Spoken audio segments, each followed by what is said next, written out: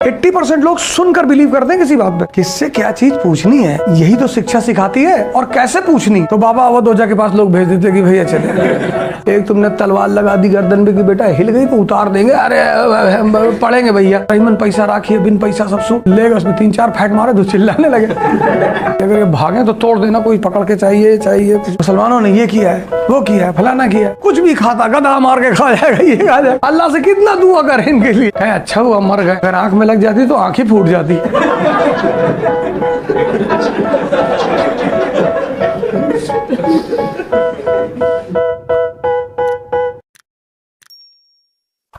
मान लो मैंने कुछ इस्लाम पे कहा, तुम्हें वो पता है कि नहीं ये गलत है, तुमने हाथ उठाया क्लास में कि सर ये गलत है, मैं आपको बताती हूँ, तो मैं सुनूंगा तुमको। मैं तुमसे ये नहीं कहूँगा तुम्हारी हिम्मत है तुम मुझे बताओगे अब ना। ऐसे आदमी से तो पढ़ना ही नहीं चाहिए, क्योंकि हो सकता है कि मैं गलत जानता हूं। मैंने कुछ वेद पे कमेंट किया, तुमने मुझसे कह दिया कि सर गलत बोल रहे हैं, ये नहीं है, तो वो तुम मेरा विरोध नहीं कर रहे हो। नहीं, तुम मुझे एक सही जानकारी देना कि तुम वेद लेकर आए कि सर ये देखिए सर वेद में ये लिखा हुआ है, तो मैं तुमको थैंक यू बोलूंगा।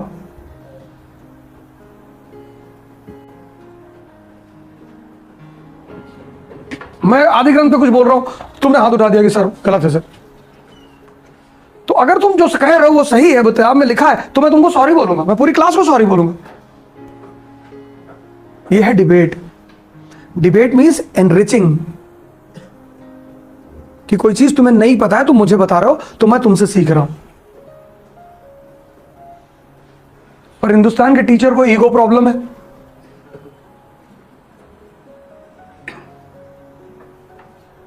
चार क्लास पढ़ा लेगा, फिर उसको लगा कि हमसे ज्यादा कोई जानता ही नहीं धरती पे, वही दिक्कत है।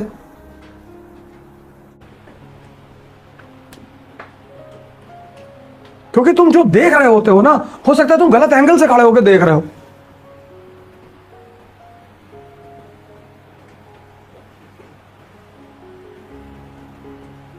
कहते ना जो देखा वही सच। कभी कभी देखा भी गलत हो जाता है और सुना।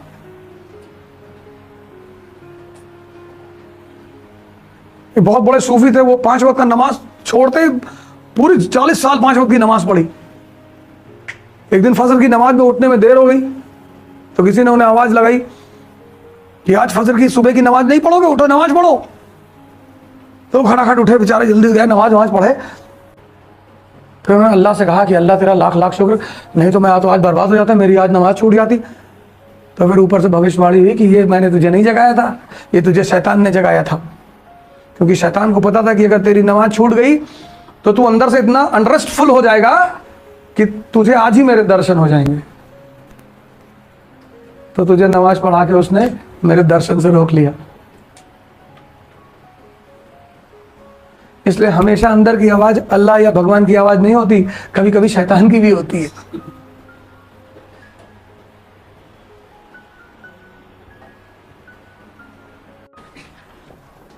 अभी जो पार्लियामेंट की स्थिति है ना, बड़ा मजा ले रहे लोग, कह रहे मोदी जी बहुत हंसा रहे हैं। पार्लियामेंट हंसने के लिए ठीक है, कभी कभी एक हल्का मूड बना लिए। इस कंट्री में लोगों को डिबेट का मतलब ही नहीं पता। जब सारे सदगुरु फेल हो जाते तो बाबा अवधोजा के पास लोग भेज देते कि भैया चले।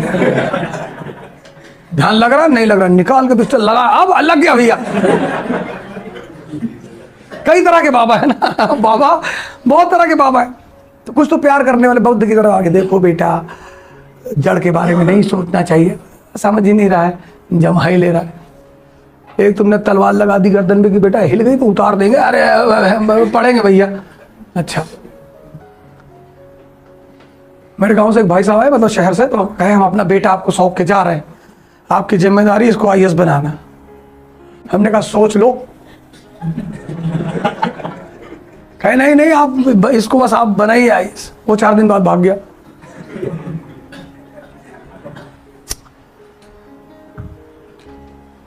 पूरा बाल वाल ऐसे पीछे करके जेल वेल लगा के आता था, चश्मा वश्मा लगा के क्लास में। हमने कहा था पढ़ा वढ़ा करो यार थोड़ा सा, हम पढ़ लेंगे सब।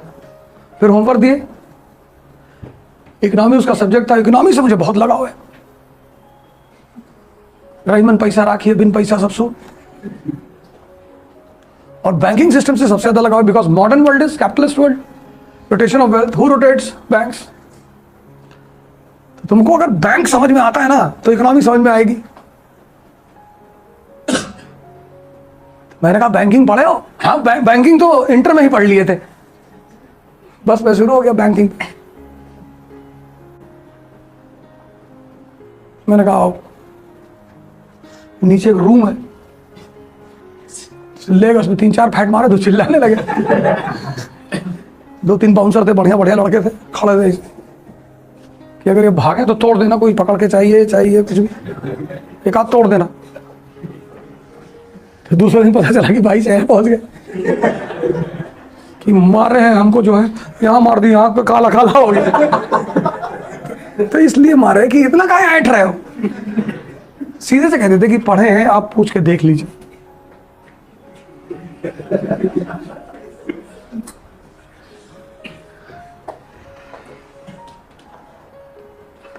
बैंकिंग में अगर किसी को इंडिया में आरबीआई नहीं पता, बेकार है जीना उसका। पंजाब नेशनल बैंक के बारे में नहीं पता, सीआरआर नहीं पता, कर चलो सब कुछ छोड़ो, सेविंग अकाउंट और करंट अकाउंट में अगर आपको डिफरेंस नहीं पता, तब आप क्या पता है आपको बैंकिंग में?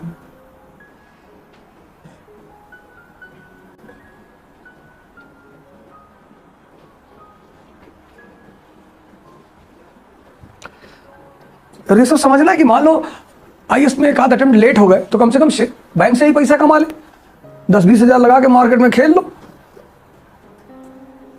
1-1.5 लाख रुपए ले आए, पढ़ो भाई, बैठ के पढ़ो यार। और डूब गए तो गिटार ले लो, भीख मांग लो, खड़े हो गए रास्ते पे, यहाँ लिख लो कि भैया आईएएस की तैयारी कर रहे हैं, पैसा खत्म हो गया। हाँ, ईमानदारी करोगे तो 2-4 लोग दे जाएंगे। हाँ, तुम चौराहे में खड़े हो जाओ यहाँ लिख के कि भैया आईएएस की तैयारी कर रहे हैं, पैसा खत्म हो गया। तो उस ईमानदारी की वजह से तुमको 2-4-10 इस पूरा शहर में ऐसे लोग मिल जाएंगे जो उस ईमानदारी की वजह से इंप्रेस होकर तुमको दे देंगे कि ले 5,000 रुपए ले जाओ, पढ़ो। जब तुम कहते हो कि भैया भूख लगी है, तब उनको लगता है कि झूठ बोल रहे हैं, दारू पी के कह रहा भूख लगी। हाँ, किसी ने खरीदा है, किसी इंडियन ने खरीदा है, बड़ा उस पर न्यूज बना था कि जिस कंपनी ने भारत को रूल किया 100 साल, उसको बाल फल फाइनली एक भारतीय ने खरीद लिया। एक्चुअली जब भी हम अपने समाज को सोचना नहीं सिखाएंगे ना, सोचना, तुम आज का इंडिया देखो, 80% लोग सुनकर बिलीव करते हैं किसी बात पे कि ब्राह्मणों ने बड़ा आतंक ढाया, मुसलमानों ने ये किया है, वो किया है, फलाना किया है। पर पढ़ो तो पहले जाके, गाय खाते मुसलमान, अंग्रेज नहीं खाते, उनको रोक ले जाके। हमारा सबसे ज्यादा बिजनेस चाइना के साथ है, चाइनीज नहीं खाते, हमारे हमसे क्या लेना देना। तो पाकिस्तानी चाइना के साथ बिजनेस करते हैं, चाइनीज उनके सामने बैठ के पोर्क खाते।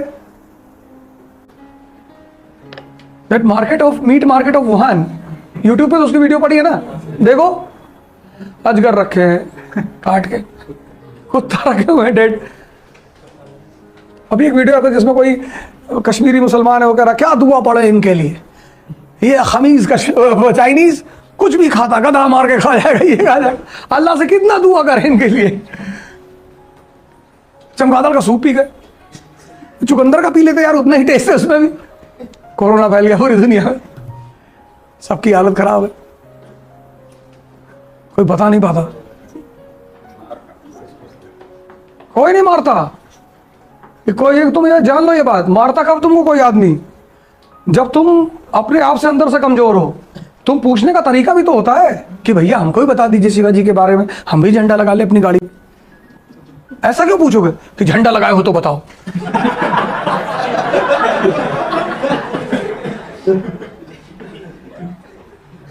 तुम पूछ लोगे तो बहुत मारते तुमको। हमसे तो पूछते हैं कि अच्छा आपको कुछ पता है, हम कहते भैया हमको बता दीजिए, हम भी एक झंडा खरीद के लगा ले। तुमको लगता है कि बहुत प्रभावित आदमी है, तो ले आते किसी अपने मास्टर के पास कि आओ बैठो। और अगर तब पर भी मार देते तो मतलब पागल है। जब मैं पूछ रहा हूँ भाई तुम अम्बेडकर का झंडा लगा, तुम टी शर्ट पे लिखो जय भीम, मैंने पूछ लिया कि भैया ये कौन थे, और तुमने गुस्से में कह दिया कि हमारे मौसा थे, तो तुम पागल हो।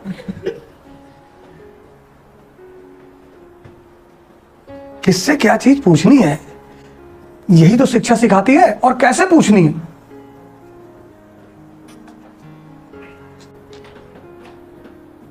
हमारे एक दोस्त हैं, तो एक साहब के घर गए हम लोग, उनके फादर की डेथ हो गई थी। गांव में लाठियां चलती है ना, तो लाठी वाठी चली थी, उसी में उनको एक लाठी लग गई यहाँ पे, तो बेचारे की डेथ हो गई उनकी। तो मेरे दोस्त, हम और वो एक मेरे दोस्त ने गए उनके घर, तो डेड बॉडी ऐसे रखी थी, तो वो देख रहे थे, तो देखते देखते देख रहे थे, तो देखे कहे अच्छा हुआ मर गए, अगर आंख में लग जाती तो आंख ही फूट जाती।